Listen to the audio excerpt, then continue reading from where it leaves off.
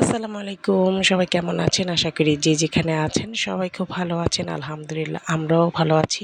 আজকাল অনেক সংসারে ঝগড়া বাঁধার মেইন ফোকাস হচ্ছে ৩য় ব্যক্তি।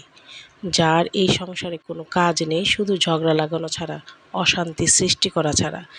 জীবনে এমন কোনো স্বামী-স্ত্রী বা সংসার নেই যেখানে থার্ড পারসন ছাড়া শুধু ঝগড়া লাগবে। কিছু ক্ষেত্রে হয়তোবা ভিন্ন হতে পারে, কিন্তু অধিকাংশ ক্ষেত্রেই দেখবেন পরিবারের কোনো না কোনো মানুষ দ্বারাই আপনি বিপদগ্রস্ত, ক্ষতিগ্রস্ত। আপনার সংসারে সবসময় একটা অশান্তি লেগে থাকে। এই মানুষগুলো কালসাপের চেয়েও বিষাক্ত। তাদের বিষ এত পরিমাণ বিষাক্ত, যে পরিবারে একবার পড়বে সে পরিবারটাই ধ্বংস হয়ে যাবে। তো এরকম মানুষগুলো থেকে আসলে দূরে থাকা সম্ভব না, কারণ এগুলো আপনার পরিবারেরই কেউ না কেউ এরকম করছে। তো সবার পরিবারে ভিন্ন পরিবারে ভিন্ন ভিন্ন লোক হতে পারে, বা ভিন্ন পরিবারে ভিন্ন মানুষ হতে পারে, কিন্তু থার্ড পারসন থাকবেই, এরকম অশান্তি সৃষ্টি করার লোকজন থাকবেই।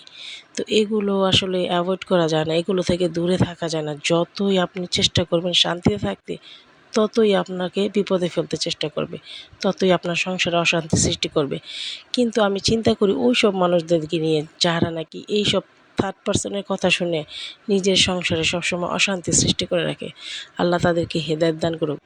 আমি যখনই কোনো কিছু নিয়ে পোস্ট করি, মানুষ মনে করে আসলে সেগুলো আমার পরিবারের সাথে হচ্ছে। আমার পরিবারের কথা আমি বলছি না, এখানে অনেক পরিবার এরকম আছে যাদের নিজেদের মানুষরাই নিজেদের ক্ষতির জন্য দায়ী।